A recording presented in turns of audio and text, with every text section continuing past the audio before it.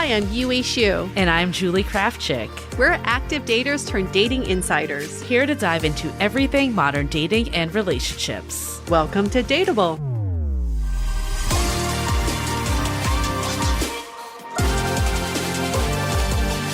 Hello, friends. Welcome back to our season finale of DATEABLE. Can't believe it. And such a serious topic because we're going to talk about flings, baby. Casual dating. We've been really talking about this topic, the two of us, because, intentional dating, of course, is all the rage. But sometimes your intention might be to have something more casual. And I almost feel like in today's world, that's kind of gotten shamed a little. And we just see less, like we've gone from hookup culture to intentional dating. And it feels so rigid now of I must go and want, a long-term relationship and always be in that mindset. But sometimes you're just not. We've been talking to our divorced friends recently. They're like, I just want a place that I can meet people casually. I do not want a relationship. Yeah. Or anybody who is busy or deprioritizing relationships really have no place to go other than, some sort of hookup meat market bar place. I don't even think that's a place to go to anymore. No. So everyone's having a hard time trying to find that place to find just a nice, fun, casual hookup. So we have been wanting to do an episode about this because we think people need to be more honest with what they're looking for and what they have capacity for. And Julie and I have been talking about flings for a while. And it just so happens that we were able to find a partner to talk about this very topic. It's an app called Fling. So beautifully named. And what we love about them, too, is that they're actually creating this intentional space for casual dating without the pressure, performance of traditional apps and saying that you're looking for something more long-term. And I think we talk about flings a lot. I think a lot of times we walk into flings thinking it's going to get emotionally messy. I think that's when it's not intentional. When it's intentional and we can set those guardrails, which we'll talk about in this episode, there are so many benefits that actually don't get talked about. And, meeting people and being in more casual settings can actually do for your love life. And we just need more connection in general. You keep hearing about the rise of loneliness, not just among men, but among everybody. The lack of this community feeling that we don't have anymore. And we are so thirsty for connection, but those connections don't necessarily have to translate into a serious relationship ever, but we do feel the pressure for them to do so. And now we're saying you don't need to feel that pressure as long as you are in a space that's created for exactly this, which is connections that don't lead to permanence of some sort. Yeah. And I think we talk a lot about relationships that help us grow, but what about these connections that didn't become relationships? I know personally, I can look back at, some of these more friends with benefits situations or, situationships that yes, maybe it wasn't my ideal state that I wanted to ultimately get to, but they definitely served a purpose for just learning about what I wanted, connecting with another person, getting comfortable with the opposite sex. I think there was a lot of benefits that they gave me looking back in hindsight. And now in society, really, it's the perfect time to have flings because we have more agency and choice than ever. We are able to DIY our love lives. Why not bring flings into the fold? With so many people opting out of traditional relationships, delayed marriages, that people are getting married later in life. And then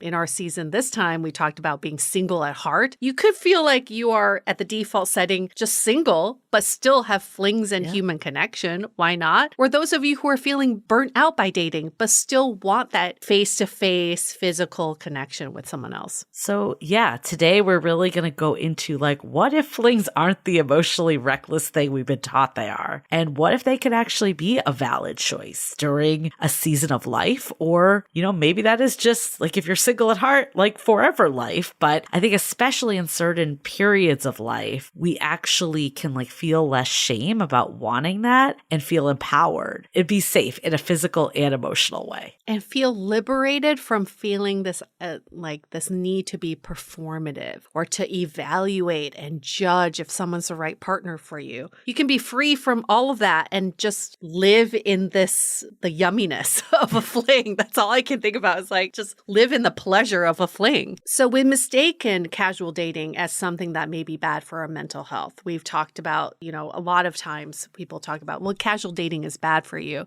Actually, what is bad for you is ambiguity and misaligned expectations between two people in a relationship, not the casual dating part of it. Right. And that's really where we want to go today is when are flings good for you? I know for me, I'm curious, Yue, too, for you, like what's kind of been like one of those moments that you look back on and you're like, this was really good. I think I know what your answer is going to be.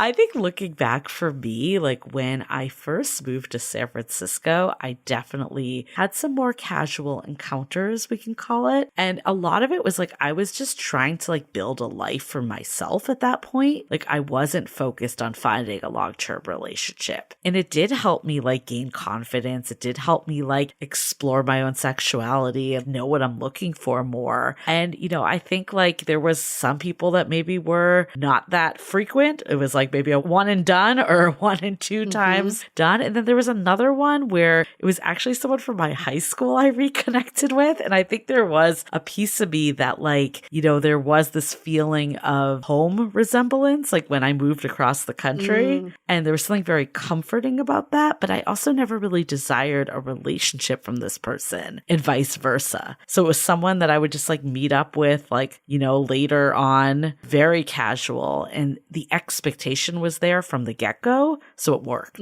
Imagine if you explicitly said these were flings from the beginning. I can't even fathom doing that back when I had these flings, but it probably would have made the experience even better. Yeah. And I think my healthiest fling, as you know, as you probably predicted, was right after the breakup. Yep. Where I went to Greece, took myself on a romantic vacation to Greece. And in Athens was when I got on one of the random apps over there and met someone. For the week I was in Athens, we met up twice. And it was implied this was a fling because, I'm not moving to Athens and he sure as hell was not moving to LA. But it was so much fun. He was so respectful and treated me so well. And we just were like very physically connected. And it was the first time I let someone touch me in 5 years. And after going through infidelity, I didn't know how I would receive that. But because we had built this sort of level of trust in the short amount of time we spent with each other, it was definitely one of the best flings I've ever had. I just remember I met up with you in Palm Springs, like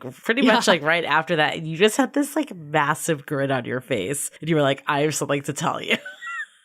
Yeah. And it was like almost like helped. I mean, that whole trip was like a rebirth for you. But I think that was a big piece of it too, of getting your confidence back and feeling good again and being like, I actually can find connection with other people. Yes. And to reconnect with myself again, to be back in my body. Yeah. With, in relation to someone else and to trust myself in that process was really great. But also we were just so aligned. Like, I'm not marrying this guy, but he knew my whole story. He had listened to me talk about it. And he was like, I want you to feel good. I want you to feel respected. Travel flings are definitely a category. Kind of the for best. Sure.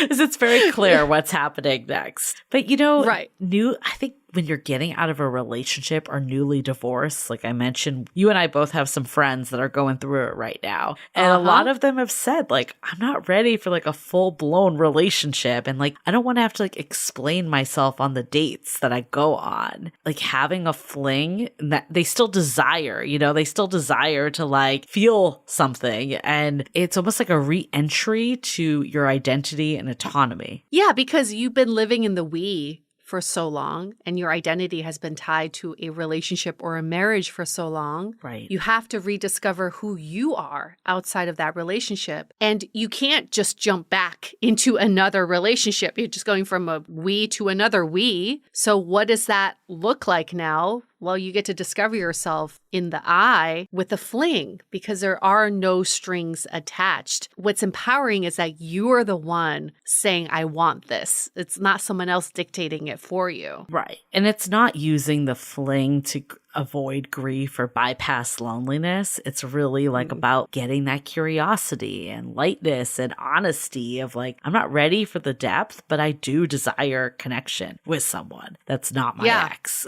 And I can hear some people saying, well, I don't want to be the rebound for someone. I think you're only the rebound if someone misled you from the beginning that this wasn't a rebound, right? You know, I've dated divorced men before, and some have been very clear to me from the beginning. I'm not ready for anything but just to have fun. And I will respect you and we'll have a good time. That is very intentional versus someone being like, oh, you know, I'm going through divorce, but I think I'm ready to get back into something already. That's very misleading because this person was definitely not ready. Well, that's why I think like apps like Fling are actually really good because it sets that expectation right from the get-go. Like you don't have to like come up with the whole story of like, you know, my ex cheated on me and I'm not ready to trust again. Like you don't have to do that. And it could just feel like less intimidating that you're kind of jumping in with other people that are on the same page and you don't really have to be like, pretend you want a relationship or get these weird looks if you say that you don't, because that's what everyone's there for. Well, see, on the other apps, people tend to say what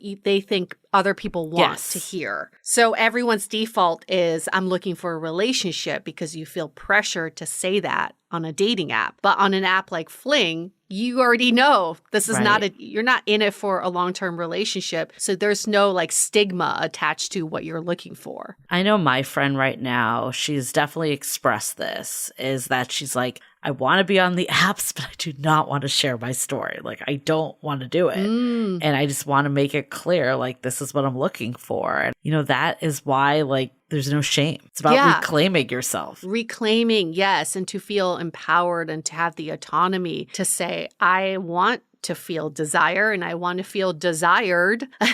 I want to feel good and I want to have this human connection without these strings attached. I think that's like such a perfect place for someone going through a divorce right now. Yeah. And I think like a good fling can really, especially when you are on the same page, again, it's less about what you're doing and more about the ambiguity that comes with them. But if you are on the same page, you really can like kind of experience intimacy and attraction again, like you were saying about your story with the guy from Greece. Like it gave you this feeling again without creating this narrative of like, what does this mean? Is this going to develop into something? Is this going to become something? Yes. Like you don't have to go and overinterpret. It just builds that like flexibility of like, I can feel a lot without needing it to be like this big life decision, which to be honest, after a breakup or divorce, you probably don't have the capacity to do. No, it gives you the room to experiment.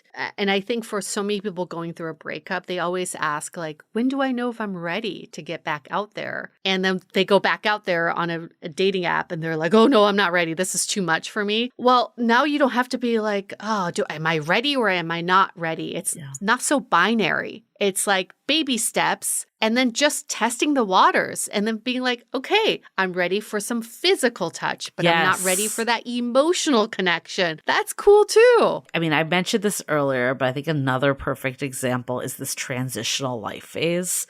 Like when you're moving to a different city, or maybe like you're doing a big career shift and you just do not have the emotional bandwidth. You're like trying to build your life basically. And then you feel like once I have more stability in my own life, then I can open up to more serious dating that becomes a relationship. Within these like transitional seasons, it's just commitment doesn't feel aligned with life logistics, but you still have that desire for connection, even if it doesn't have the long-term container. And on the receiving end of it too, I remember girlfriends saying like, two people I avoid on dating apps are the ones who are new to the city and the ones going through a divorce, right? Because, someone said to me, I'm sick of being a tour guide for someone. I totally get it. But when you're thinking about a casual relationship or a fling, it's totally fine to be in that mindset. I'm new to the city. I'm here to have a good time. I'm here to explore the city without feeling like you're misleading someone. And the people who are going going to be on an app like Fling, they're okay being,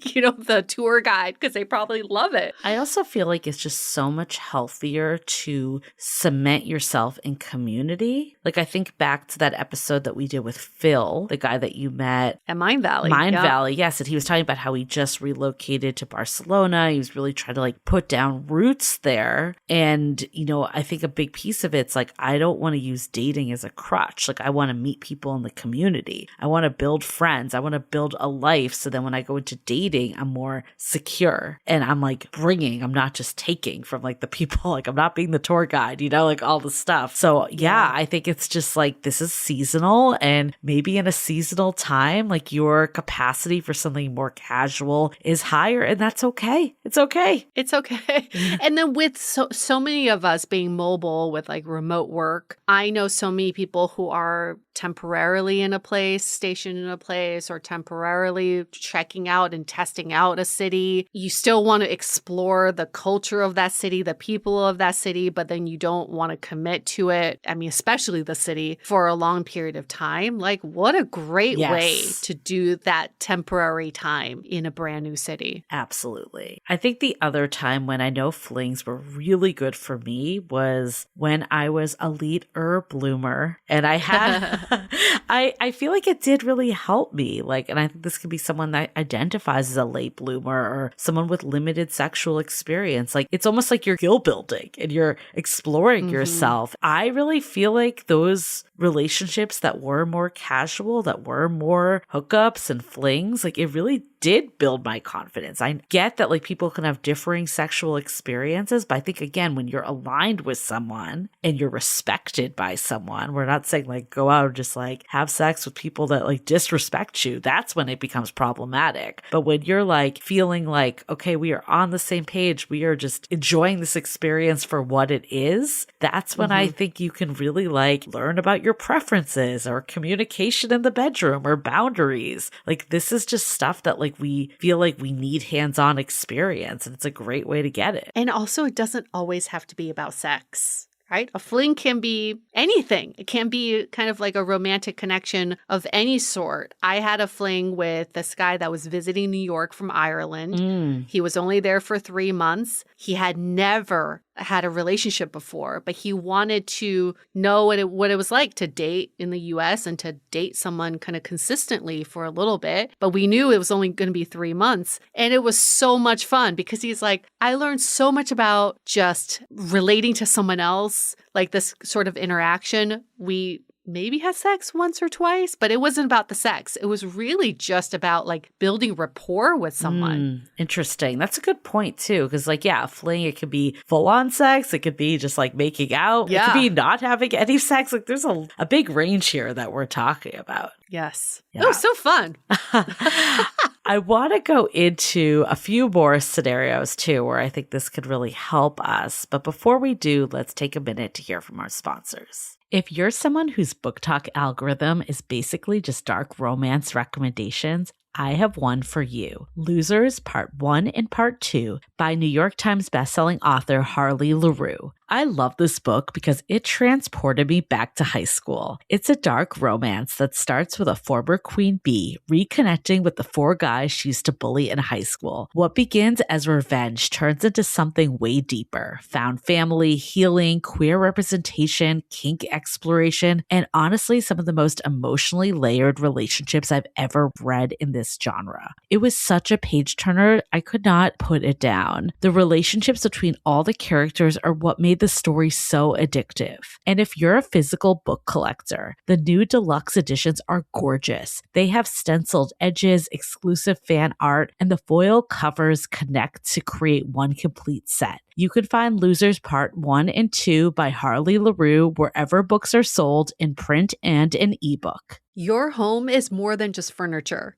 It's an extension of who you are, and the details matter more than you think. Like a rug. The right rug can completely transform how a space feels. And that's why I'm obsessed with my Ruggable. I went with this warm, neutral, boho-inspired design for my living room with earthy tones and a fun pattern. And it instantly made the whole space feel more intentional. Like, oh, someone put some thought into this. And what sealed the deal for me is that it's completely machine washable. Like my dog Mojo does not care about interior design, and neither does red wine, apparently. So I've thrown it in the wash and it comes out looking brand new every time. It's built for real life. Refresh your home at ruggable.com. Get 10% off your first order site-wide with promo code DATEABLE at ruggable.com. That's ruggable.com and use the code DATEABLE at checkout. Another time, I think, is post long dry spell, or if you just Define long.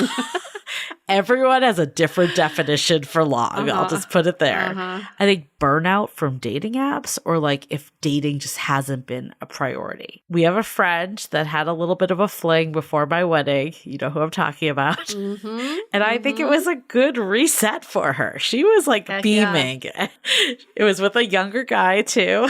She met him at my bachelorette party. I know she's going to love us talking about this, but you know, I think she needed it. I think she's like, yeah, this was the reset I needed. You know, I feel like older women, younger men, flings are really the best.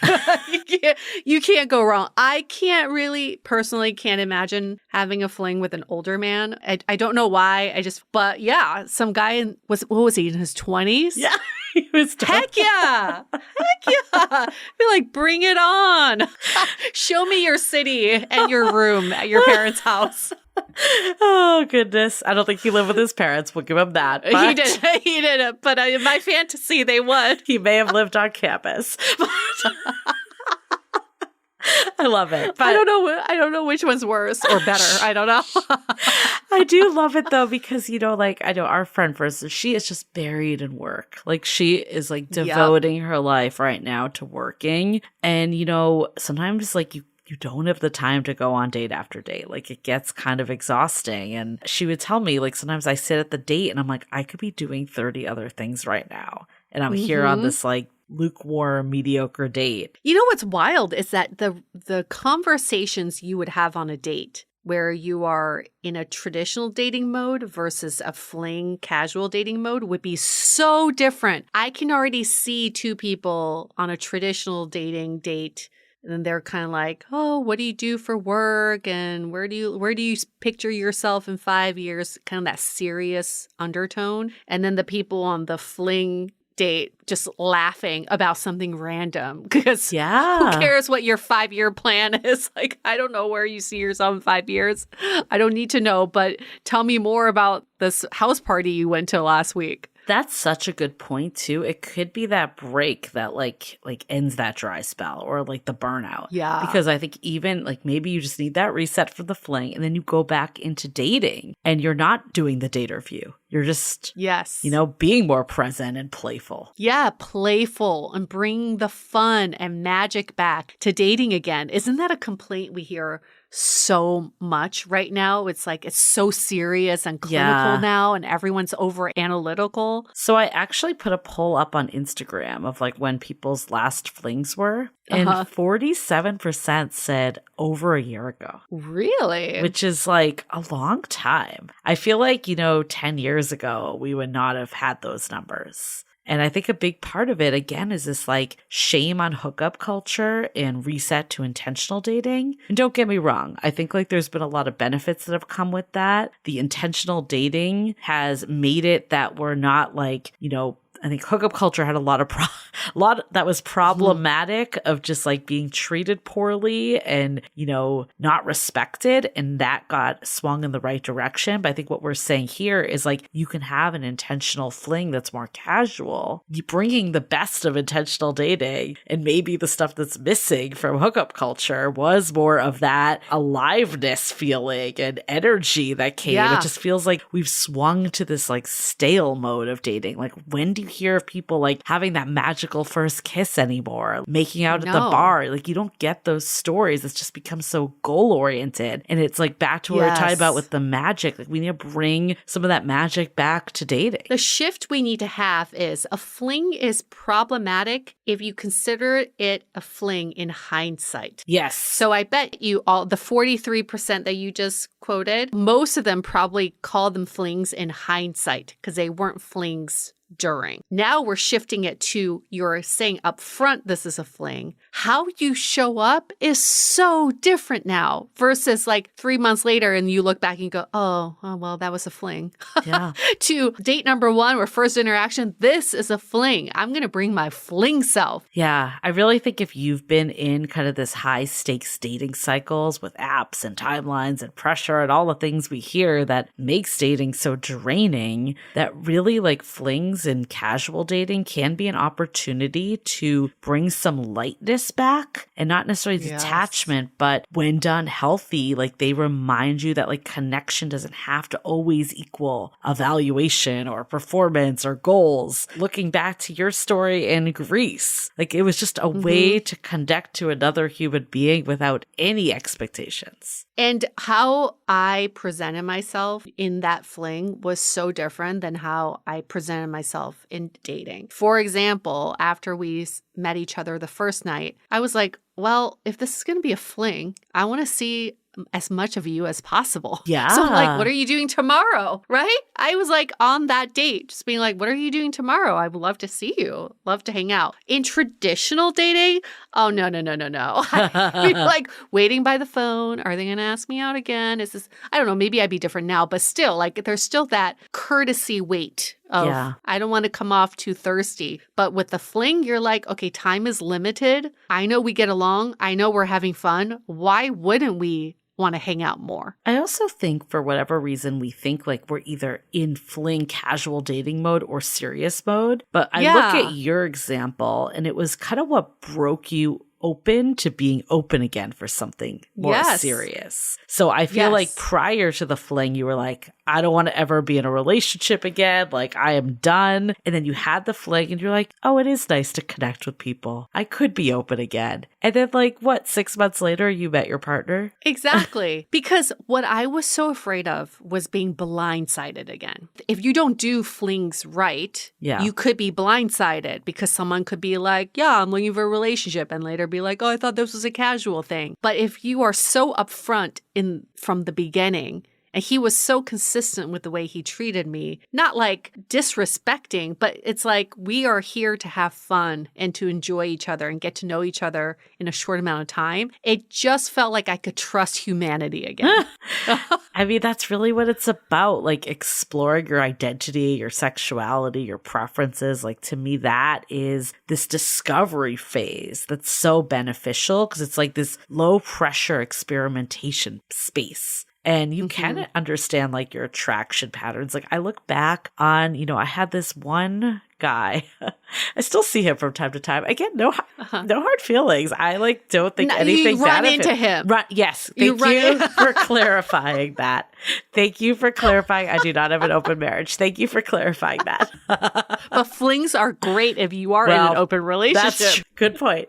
So with this guy though, he was like my between guy. So I'd be in a relationship. Yep. And then like anytime a relationship or someone I liked ended, it would be like a way to kind of reconnect and explore again. But I feel like I actually like learned so much about like what I wanted sexually. And this person became someone that felt very like comfortable too, because like they were someone that, I did have a bond with, even though it wasn't like my forever person. And we also had an understanding. Like if he had got a girlfriend or like, this last time around, I remember him reaching out and I'm like, actually, I'm seeing someone that probably is going to be pretty serious. It was like no hard feelings. Cool. It was funny though when I did run into him. I ran into him like he lives actually really close to me, and I ran into him on my own, and we like stopped, chatted for a bit, caught up, and then I ran into him like with my partner, and you could tell he wasn't sure like should I acknowledge you or not.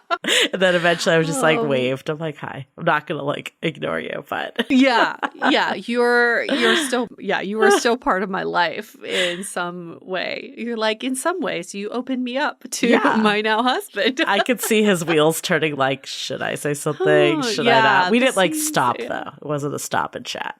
Yeah. Okay, good. But so you do run into him from time to time. And still today. A reminder that you can have a really good fling. I know that as women, sometimes it feels unsafe to go into casual dating territory because you feel like, oh, am I being taken advantage of? And I think with an app like Fling, what's so great is you get to choose who can see you, first of all. So you don't have to reveal your profile to everyone. You can share photos privately and you can keep everything very discreet. So your safety is at the forefront and you're empowered to choose who can interact with you. Yeah, they're not just like a swipe app. And I like that they have video too, because like I feel like if I was to use an app to find a fling, honestly, even a date, I feel like having video is like you want to see who you're meeting up with. Like video, you don't have to be like, oh my God, I'm so attracted on video, but you can get a gauge like, are they a safe person? Are they someone I can like, you know, feel like myself and feel comfortable around? So I think having that capability is huge, whatever dating app you're on. Yeah. Another time that comes to mind of like when a fling could be really healthy is like after a period of like caretaking for others or just like emotional repression. Yeah. If you've been in parenthood or emotionally demanding roles, like caring for parents, maybe you're even going through something yourself. Like we actually had a community member share, this will always stay with me, that like she was going through a cancer battle and like actually sought out an escort during that time. And she's like, it sounds wild, but I wanted to like fulfill this need and like feel good about myself and reconnect with myself, feel desired again, re-enter this pleasure zone, like things that like had been stripped away from me. Yeah. Similarly with a friend that we both know who lost his wife to cancer, and it was 3 years of nonstop caretaking for his wife. And I think after she passed, this sounds so terrible when you say it in like such a quick timeline, but he really hadn't taken care of any of his needs for 3 years. And even his wife, before she passed, was like, you need to really take care of yourself and your pleasure and your desires. Even when she was still alive, she was like, let's get you someone to, you know, because I can't provide that for you. Right. So he's had multiple sexual flings, and I think it's making him feel like a human again. That's what he said to me. He's like, I feel like a human again. I feel like I have, you know, needs and I have parts that are working. It's important. I feel like we don't want to say it. There's so much shame around it. And like, why? It's a part of life. And, you know, I think the underlying pattern, like across all these scenarios that we talked about of like times when a fling can actually be very rejuvenating, is that they're serving kind of like a transition or an exploration or a recalibration. Mm-hmm. Yep. It's always this period of like, you're going to come out a better version of yourself if you see it intentionally as this way. Not like you've involuntarily fallen into a casual thing. Here you are taking control and you're saying, I'm using this time to learn, to transition, to explore, to recalibrate, to experiment. Then you're going to get what you intentionally put into it. But also know that you're intentionally not trying to avoid grief or, you know, normal anxiety that you feel in dating. You're not avoiding those feelings or escaping something like, you know, feeling lonely or something like that. So we got a couple of listener questions that they had around flings. So I wanted to take this time to run through 3 of them. We got a bunch, but we'll pick 3 that are really good to kind of deep dive into a bit. So I will read scenario 1 that we have from a listener that wrote in. Okay. I'm a single mother with limited time, but that doesn't mean I still don't have needs. It's been hard going on dating apps and having to explain myself and how I'm not in a place for a committed partnership right now. And then going on dates where expectations and goals are misaligned. And when I do say I want something more casual, I'm often looked at with disbelief and I'm not taken seriously. I'm wondering if I should get off apps and try to meet people at bars, but it feels like a lot of time that I don't have. Help. Great example of someone who could really use a fling, because you don't have the time, your priorities are somewhere else, but you still have your own needs. And a lot of times with single parents, it's like they have the kids 1 week and then they don't have the kids 1 week. So then on the weeks off, you're like, what do I do with my time? I would really like to connect with someone. So perfect example of something like that. But I love that she brought up this sort of notion that if women want casual something, that it's like nobody believes them. Yeah. There's no way that this woman just wants something casual, or they may judge her for wanting it. Like there's no winning, right? I think with single parents too, and I've heard this from friends, is like it's more low pressure. It's like a way to fit into your life. And you have that privacy from your children when you're on a different custody schedule. And you can have this like pleasure without guilt. So it is kind of like a way to ease back into dating and not have something that's as serious as you're just trying to navigate other parts of your life and you just don't have the time. And I agree. I think like going to bars, not like if you're going to bars just for fun, like by all means do it. But to go with that goal feels like exhausting. It feels like easier, I think, to be on an app like Fling where like other people are like-minded. They're on the same page. There's no pressure to define what you're looking for. You're upfront on your intentions and you can connect with people that are on the same vibe. And newsflash, I went to a bar the other day, like my first bar in months, and nobody was talking to each other. Right.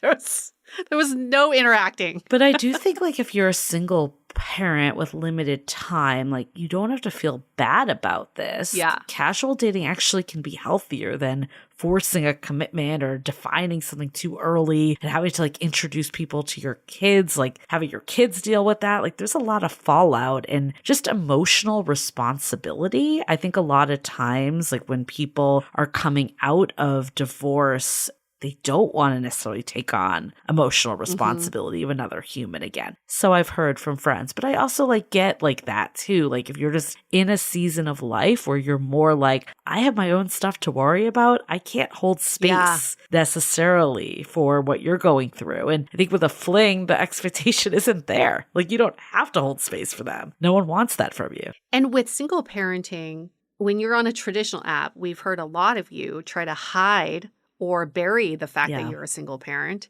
because you don't want to scare people away. But if you're on a Fling sort of focused platform like Fling, I think you can lead with, I'm a single mom, I'm busy looking for something every other Tuesday or whatever it is, like be on my schedule. And you can really lead with what your priorities are and not be judged for it. And back to like being intentional, like I actually think again, like you can learn a lot from even short-term dynamics. I know I did, like just communication and emotional pacing, like your values, like what you want out of sex, what consistency looks like for you. Even if that doesn't mean a full-blown relationship, you can still have like expectations that you communicate and learn from and what feels good and what doesn't. I think this can actually help you be like, do I want this type of dynamic long-term? What would I change? So when you are ready to get back out there, if you are for something that is more committed, you have more data that you can pull from of what you're looking for. Mm-hmm.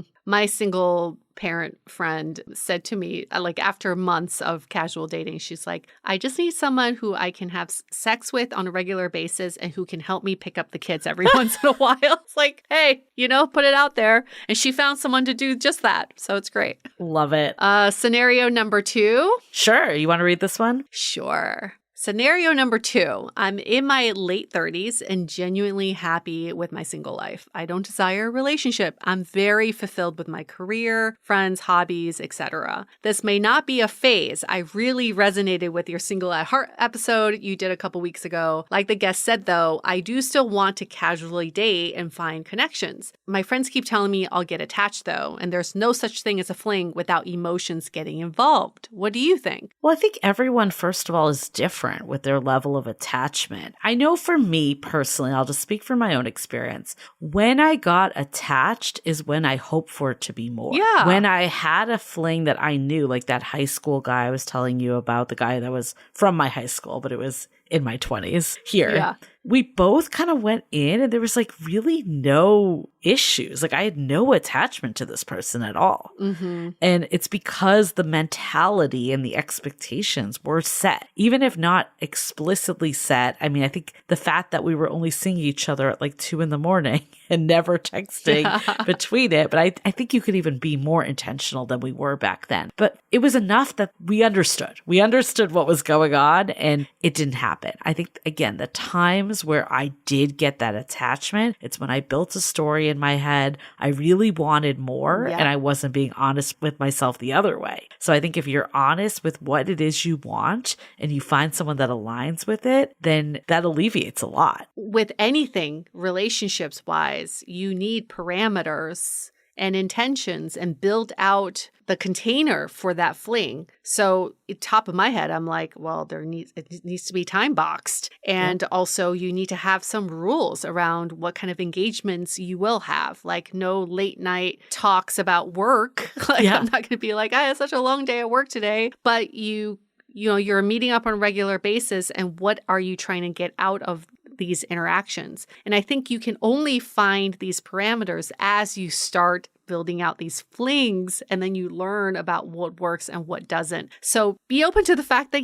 you could get attached. They could get attached. You could also say that's one of the rules is like, if one of us gets attached, we're out. We need to leave this. If one of us starts dating someone else seriously, like you did in your scenario, we got to leave this, right? You got to build out these parameters. Love that.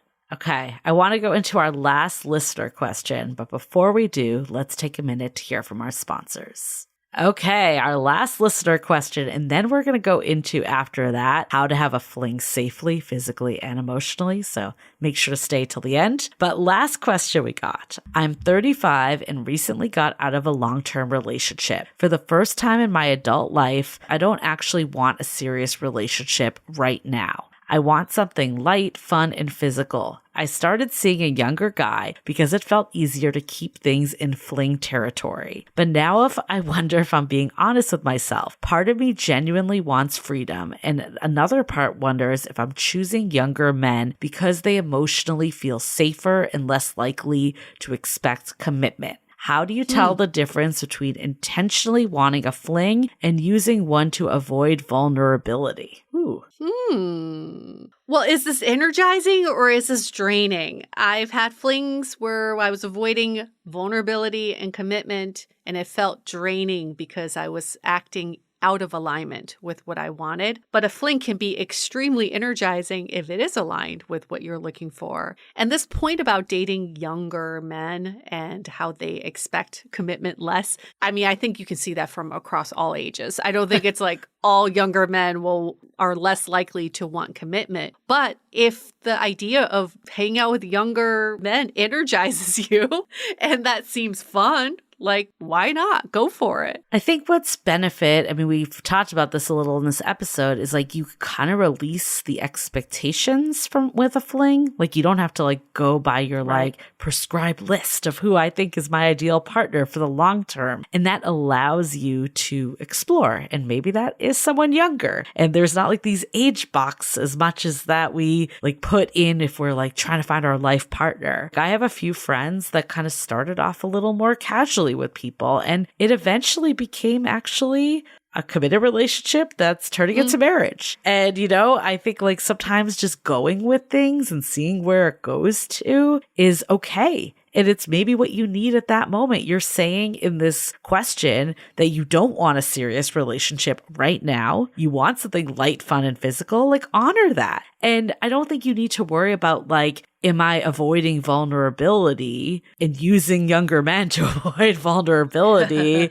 I think it's like, honor what you want, be intentional, and be open to where it could go. Yeah. But you're learning along the way. So give yourself some grace. You're probably not going to have all the answers right away. And that's what you can learn from flings, is that you learn about what you want out of them. And then you learn more about yourself too. And we're constantly evolving. So what you want today may change tomorrow. And let's be open to all of that. But I think that's why flings are so great, because they're so malleable. Like you can sort of change the shape of them throughout the course of time to fit what you're looking for. And I think that can be done in such a playful, fun way. And also, like, what's your take? Like, are younger men sometimes more emotionally available than men their age? Because I actually think this could be true. Yeah, tell me more. What do you, Well, I do why think you like that? we're in like a therapy generation. We're in a generation where it's okay for men to share their feelings. Like, not saying that older men don't do that, but I think that sometimes younger men are more just like prone to do it. So you could get vulnerability with a younger man.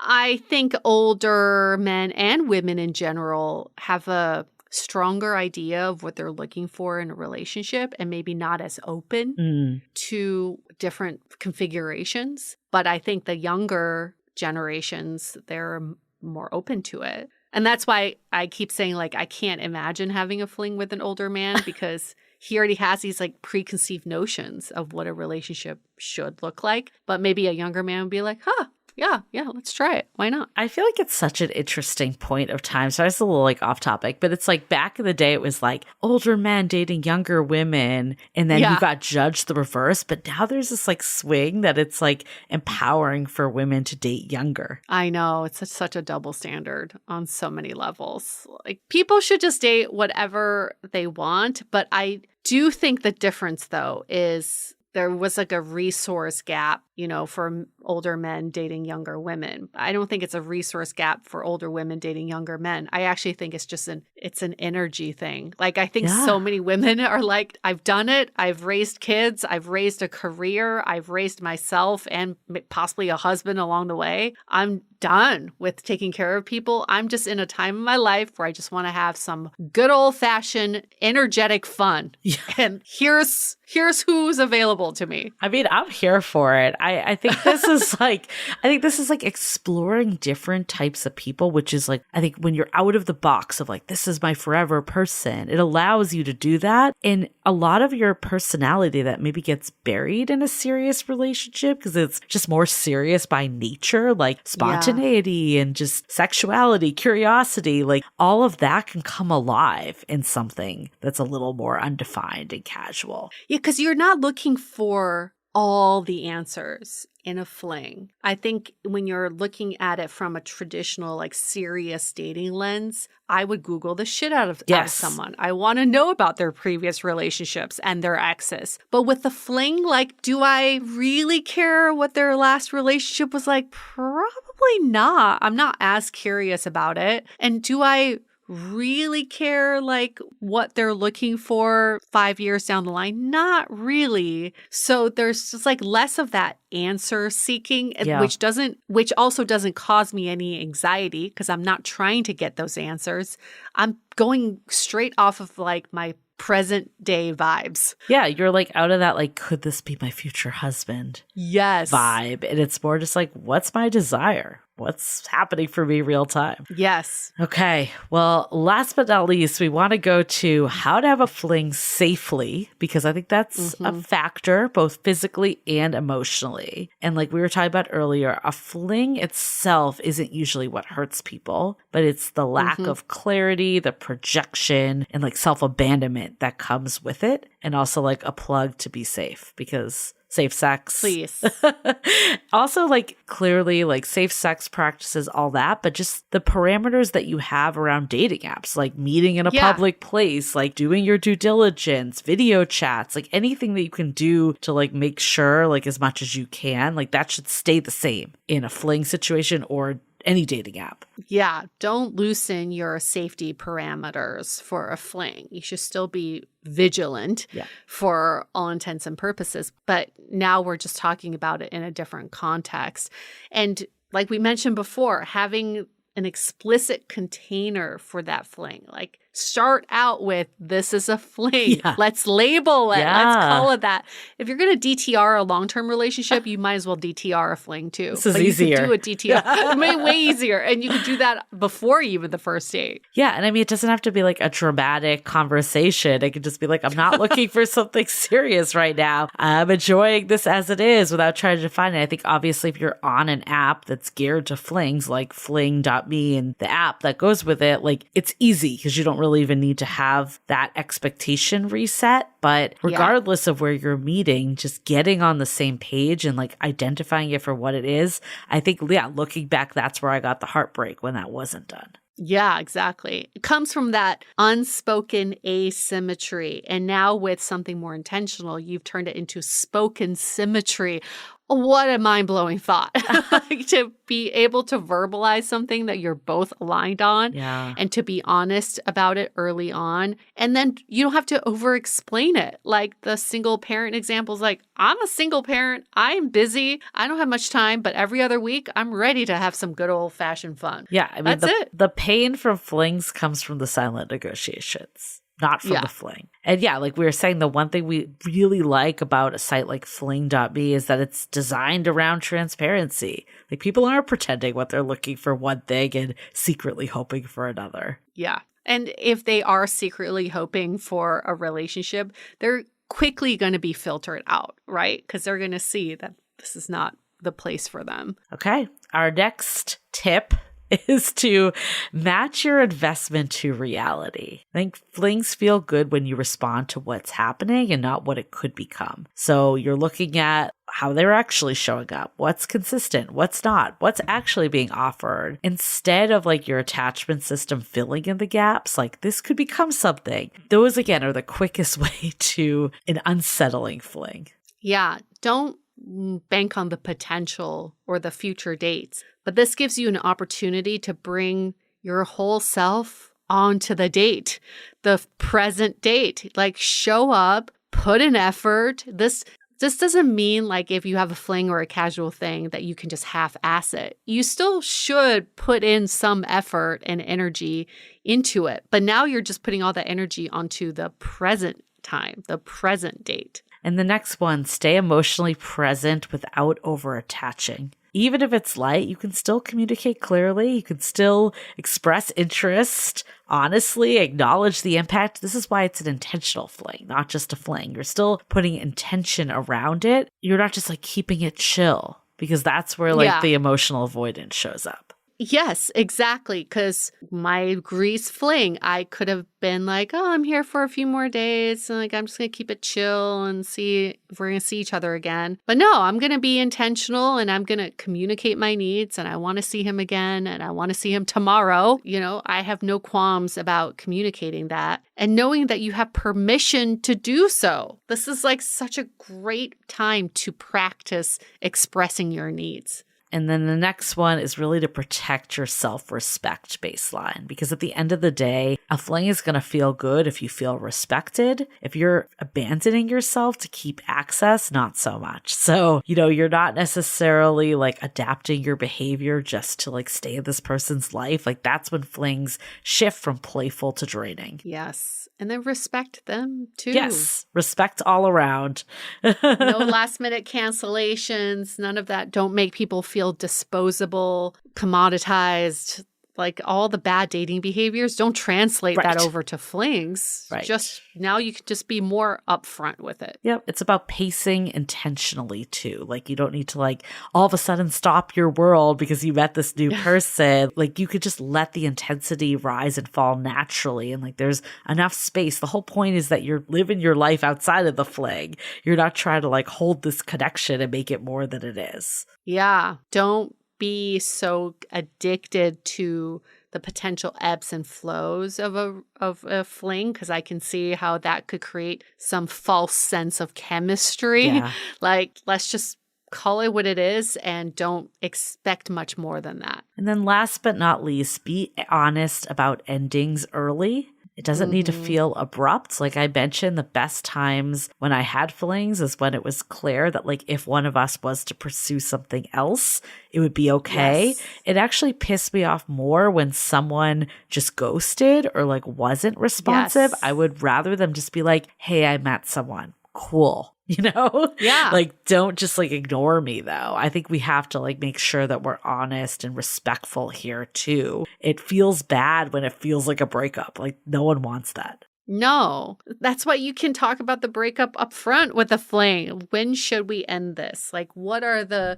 guardrails we have around when this thing should end? And you don't have to stick to it, obviously, but it's nice to just talk about it up front and like be open about it. I'm really glad that we discussed this because I think it really sets the tone that like not every meaningful connection is meant to become permanent, and that's okay. And I think like my biggest takeaways of this conversation is like we don't need to like say flings are bad, you know, like it doesn't need to be so extreme. It's like casual dating isn't inherently like damaging. It's all about setting the right expectations, being honest, having self-awareness. Then it can become empowering if you're in control. You're not just falling into something because someone else doesn't want something serious. And what's more empowering is that you get to set that label up front, you know, especially as women, you just being able to be like, we're going to date casually. This is a casual thing. This is a fling. That's already empowering in itself because you're removing all the stigma and shame out of it by you having agency over it.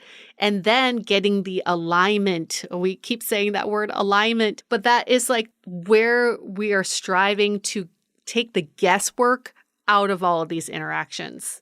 You're always going to be on the same page if you can communicate clearly like that. Yeah. And I mean, as women, we deserve places and spaces where we can date casually without shame or performance, and we can be intentional, and we're not just swiping through millions of people and having to explain ourselves, and like we're using apps that are actually designed for this type of connection. It really allows us to explore connection on our terms. Yes. It's so fun. And it's just fun. All in all, we just want you to all have so much fun in a respectful, aligned, intentional way. And what better to do that than have an intentional fling? Yep. And like we mentioned, like finding an app like fling.me is really perfect if you're in a season that casual dating feels more aligned than trying to force a traditional path. It's a way to feel intentional, comfortable, and judgment-free, especially for women. You can download the app in the App Store. It's under Fling Dating App, or you can go to fling.me for more information. Awesome. And yeah, it's completely free for women. So ladies. Yay. Love it. Get in on that fling. Awesome. Well, whether you're going to have a fling or not, I hope this conversation helped people just, you know, be more open to all the different types of relationships that are out there, all the different types of connections, and, you know, just feeling empowered to do what's right for you in the season. All right, we're going to wrap up this episode and this season. Stay dateable.